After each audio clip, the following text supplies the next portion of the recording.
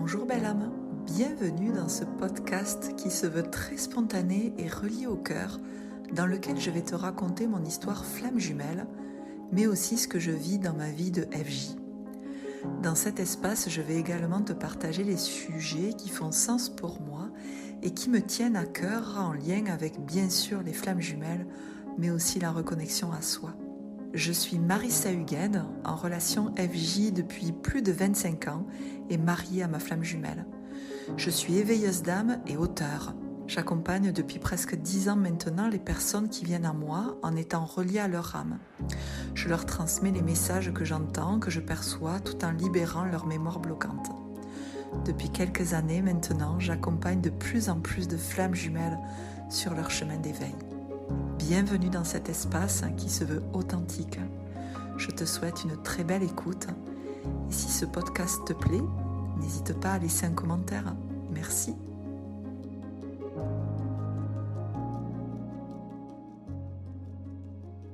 Bonjour belle âme. Aujourd'hui, je vais te parler de est-ce que c'est possible de se défaire du lien ? C'est un sujet, ma foi, important car j'ai pas mal de personnes qui viennent à moi en consultation et ayant coupé de leur autre ou ayant mis une certaine distance et ils se sentent tout de même en souffrance alors que ils ont posé cette action de couper. Tu sens que le lien peut t'emprisonner, comme te rabaisser, de te ramener toujours à quelque chose qui est souffrant alors qu'il n'y a plus de communication ou très peu. Et malgré tout, tu ressens le lien là entre vous et ça te fait souffrir. Voilà, et tu peux avoir la sensation de ne pas être libre. Et ça me semble un sujet important parce que, alors déjà, peut-être que cet épisode sera plus pour les chasers qui en ont eu ras-le-bol de trop donner, qui ont eu des attentes et qui vivent des frustrations et qui à un moment donné ont coupé. Mais ça peut parler aussi aux runners qui se sont éveillés pour le coup, éveillés parce que leur chaser a coupé le lien. Voilà. J'ai envie d'aborder ce sujet du détachement du lien. Peut-on se détacher du lien ? Voilà, ce lien qui me fait mal. Et à mon sens, je crois que c'est pas possible. C'est pas possible car ce lien, il fait partie de toi. Il sera toujours là. Et à mon sens, mais ça n'engage que moi bien évidemment, il ne s'agit pas de le couper, mais de l'apaiser. Apaiser cet effet miroir, car tu te rends bien compte, si tu as mis de la distance, si tu as coupé de façon définitive ou si tu es en train de cadrer ou de te détacher, tu te rends bien compte que te détacher, de couper, ça ne change rien à l'effet miroir.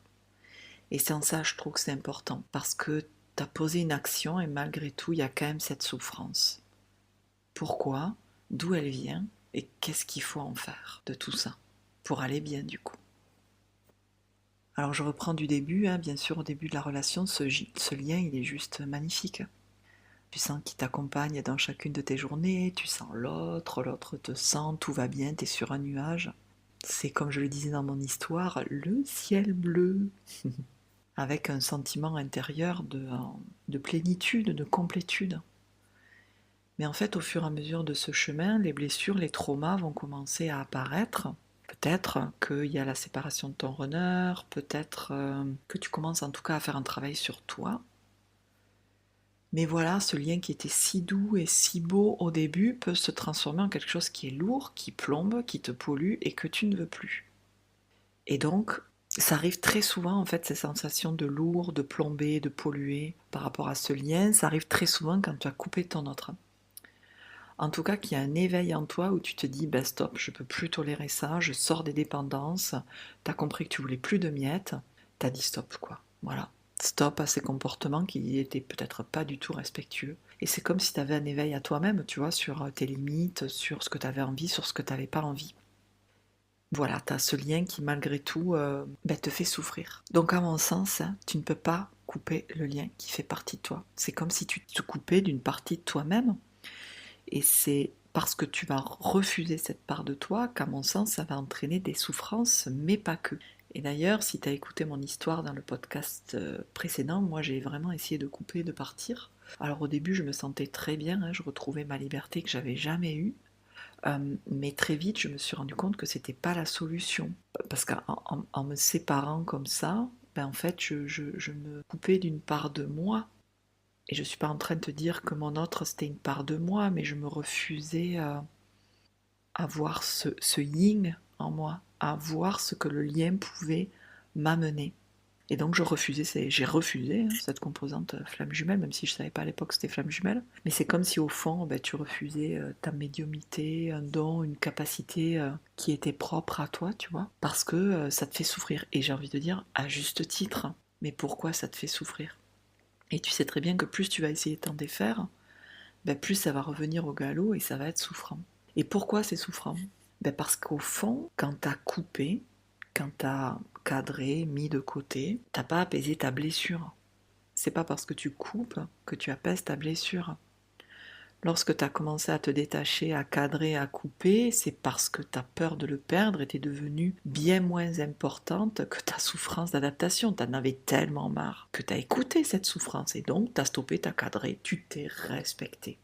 Il n'en reste pas moins que tes traumas, tes blessures qui sont là au fond de toi, en fait tu les as pas du tout apaisées. Et c'est d'ailleurs moi ce qui s'est passé. C'est-à-dire que dans mon histoire, j'ai voulu partir, j'ai coupé, ça m'a très vite rattrapé.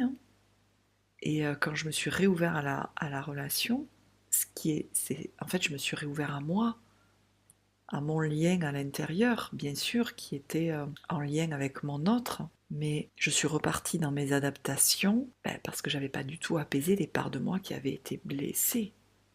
Et d'ailleurs, c'est ce qui peut expliquer que très souvent, quand tu choisis de te couper de ton autre, tu as beaucoup plus de synchronicité qui te le ramène, par des prénoms, des musiques, des rêves, en fait, tout un tas de synchronicité qui va faire que tu ne comprends pas du tout pourquoi ça revient à toi, alors que tu as décidé de te couper. Mais pour moi, en tout cas, du coup, tu peux te sentir complètement perdu, je reviens dans le couple ou pas. Et à mon sens, ces synchronicités sont là pour te faire regarder ce que tu ne veux pas voir. Tes parts d'ombre actives, en lien avec le lien ou liées au lien, à ton histoire. Et donc c'est sous-entendu ton enfant intérieur, tes anciennes vies, peut-être ton tranger. C'est pour ça que t'as mal, alors que t'as coupé. C'est pour ça que ce lien est si souffrant, parce qu'il vient activer encore des choses en toi. Et je suis pas du tout en train de remettre en question le fait qu'il faut pas dire stop. C'est normal pour moi de dire stop quand t'as en face quelqu'un qui ne s'engage pas, qui a très peur et donc du coup qui va pas s'engager, qui lâche pas son contrôle, son faux self, qui a peur de l'amour qu'il a pour toi, en fait. Donc, t'as bien fait. Si c'est ton cas, de mettre le haut là, de dire stop aux miettes, stop au fait d'être paillasson, de dire oui à tout, d'être tout le temps là pour l'autre de façon physique, énergétique, pour au final pas grand-chose. Donc couper est salutaire. Parce que du coup, quand tu coupes, et l'objet du podcast, il est pas là, tu vois, il n'est pas de remettre en question le fait que tu as coupé ou que tu as cadré ou que tu t'es éloigné. Au contraire, tu as bien fait parce que ça a été, à ce moment-là, te prendre en considération, utiliser ton yang. Alors là, c'est beaucoup plus pour les chasers du coup. Ton yang, ton fer, ta force pour toi, pour te respecter pour une fois, dire stop, ça suffit. Non. Mais couper, c'est une chose. Apaiser, légitimer, réparer les blessures qui ont été occasionnées par tant de souffrances, c'est autre chose. Les parts de toi blessées qui ont attendu, qui se sont éteintes pour ton autre, niées, adaptées, qui ont eu des espoirs de fou, des attentes de dingue, sans pour autant que ça aboutisse. Toutes ces parts de toi là, c'est ça que le lien vient chercher, éveiller. Et t'as coupé pour plus les ressentir, mais t'es quand même toujours en souffrance. Donc, le cercle vicieux continue. Et c'est là même que tu peux faire émerger la colère. T'as coupé, mais t'as une colère immense. Une colère contre ton autre, contre ses comportements, ses mensonges, son non-engagement. Et cette colère, elle peut être même viscérale. Mais en fait, si tu regardes bien, cette colère, elle est sûrement contre toi. Contre justement ces parts de toi qui se sont adaptées, qui ont cru au beau discours, parce que peut-être qu'il y a eu des mensonges, peut-être qu'il y a eu des choses dites même très, très intenses, dans le sens peut-être, tu vois, je ne sais pas comment t'as coupé, ou même que lui est parti, ta flamme jumelle, mais en tout cas, ces parts de toi, elles ont énormément souffert.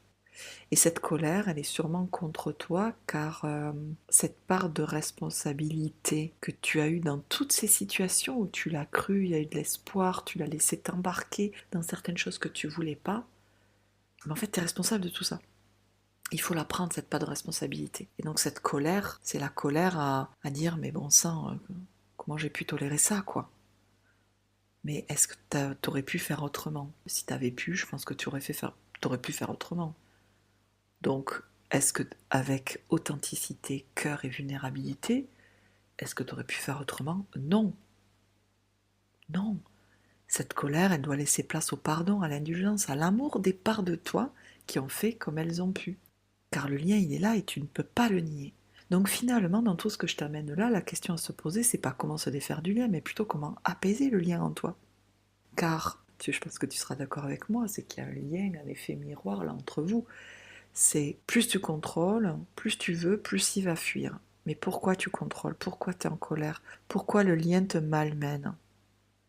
Parce que tu as souffert. Et c'est là qu'il faut aller apaiser le lien. Alors je ne peux pas te détailler tes mémoires précises, peut-être que tu prendras rendez-vous avec moi pour qu'on y aille ensemble, mais il est clair que si tu coupes et que tu souffres encore, que tu sens que ça vient te chercher, c'est qu'il y a des parts de toi qui sont en souffrance, sûrement ancienne vie, sûrement dans cette vie où des choses ont été révélées, et c'est d'aller les voir pour te sentir enfin sereine, parce que le chemin sera d'accepter que ces parts existent, de les regarder, de les légitimer, de légitimer leur souffrance, et en les acceptant, en aimant ces parts d'ombre, toutes ces parts qui se sont adaptées, qui n'ont rien dit, qui ont toujours fait pour l'autre, tu dois les aimer parce qu'elles ont fait comme elles ont pu, et en ayant beaucoup de compassion, dans le sens où elles n'ont pas pu faire autrement. Voilà, tu apaises cette colère en toi, tu apaises la colère contre ton autre, tu arrêtes de te croire coupable, nul ou pas assez. Tu apaises l'indifférence vécue, l'abandon, la trahison, l'humiliation, les adaptations, tout ça, tout ce qui a suivi derrière. Et en te connectant à ta réalité intérieure, à ce vécu émotionnel traumatique, tu l'apaises. Il est vu, il est reconnu, il n'a plus besoin de crier. Tu es en paix. Tu t'aimes entièrement. En fait, c'est progressif, tu te pardonnes. Tu t'aimes dans tes parts de lumière et tes parts d'ombre, celles qui n'ont pas pu faire autrement. Tu prends tes responsabilités, que oui, là, t'aurais dû dire quelque chose, mais t'as pas pu. Donc, c'est normal qu'il se soit passé ça derrière, tu vois. Et c'est ok. T'es du coup bien plus dans la compréhension dans ce que tu vis, de tout ce que t'as chassé autant que lui, il a fui. Tu vois, c'est comme si ça ramenait quelque chose où il n'y a pas de coupable. Il n'y en a pas un plus fautif que l'autre. En apaisant ces parts de toi, en ayant de la compassion pour toi-même, de la douceur, tu vas voir que ce lien, il va s'apaiser. Parce que la part de toi qui a été trahie, qui aujourd'hui est en colère contre lui, mais qui est en fait colère contre toi, par exemple, si tu vas la voir et que tu la légitimes, tu prends ta responsabilité, que tu t'es peut-être nié, trahi toi-même, tout ça, tu vois, ça redescend. En toi, c'est apaisé et l'effet miroir entre vous va beaucoup plus se diminuer. Alors tu vas me dire, ben oui, mais c'est encore moi qui fais, encore moi qui apaise, encore moi qui fais mon taf. Mais en fait, tu le fais parce que toi, tu es en souffrance. Parce que je comprends, tu vois, que tu me dises, ça me saoule tout ça, j'en ai marre, je vais être tranquille, je veux pouvoir être en paix, quoi. J'ai coupé, j'ai mis de côté, je me distance exprès pour être tranquille et justement pour arrêter tout ce remue-ménage là intérieur. Mais en fait, tu le fais pas pour le lien, tout ça, d'apaiser. Tu le fais pas pour lui. Tu vas le faire pour toi parce que justement, tu mérites la paix, l'amour. Donc, j'entends complètement cet aspect de j'en ai peut-être marre de faire tout ça. Et à la fois, c'est juste toi qui décides par rapport à un lien avec ta propre souffrance et ce que toi, tu décides de mériter dans cette vie, tu vois. Ce chemin que tu décides de prendre juste de toi à toi. Et quand tu apaises ces blessures, et bien sûr, tout cet audio n'est pas pour te dire qu'il faut faire, allez, on y va. Non, c'est simplement mettre de la lumière où ça me tenait à cœur de répondre à cette question de comment je me défais du lien, quoi. En fait, tu t'en défais pas, tu l'apaises. Tu apaises ces parts de toi qui sont toujours actives et en souffrance. Mais c'est la même chose qu'avec le lien de papa-maman, le lien d'autres personnes karmiques. Qu'est-ce que ça vient révéler en toi? Et en apaisant, en aimant ces parts de lumière comme ces deux parts d'ombre surtout, ben, tu vas arrêter d'être malmené par le lien, tu vas être davantage ancré.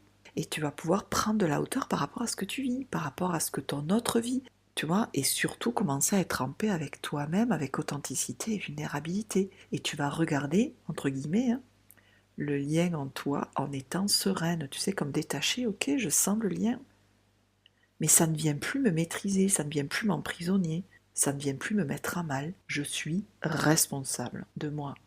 Et tu vas, comme je te disais, voilà, regarder entre guillemets donc ce lien en toi pour être en étant sereine, responsable et détachée dans le sens où chacun a ses responsabilités. Toi, Chaser, t'as trop poursuivi, tu vois, et que chacun a son chemin.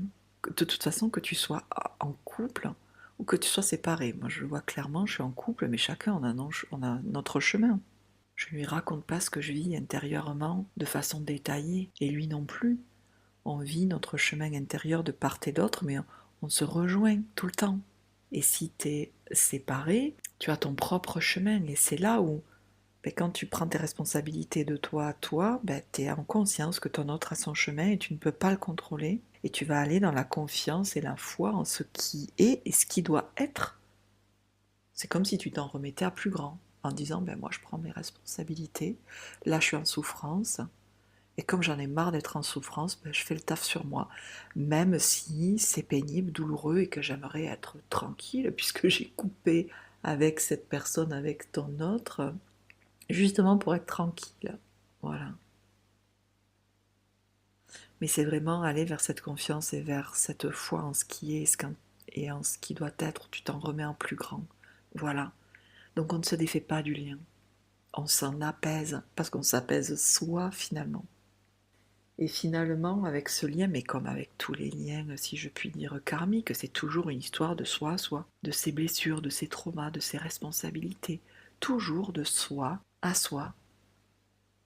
Qu'est-ce qui se passe là? Qu'est-ce que je vis? Qu'est-ce que, voilà, de quoi j'ai besoin? De quoi j'ai envie? Comment je me sens? Et de pouvoir l'accueillir par toi-même ou de te faire aider. Donc, apaise le lien en toi. Voilà, j'espère que cet épisode t'aura plu.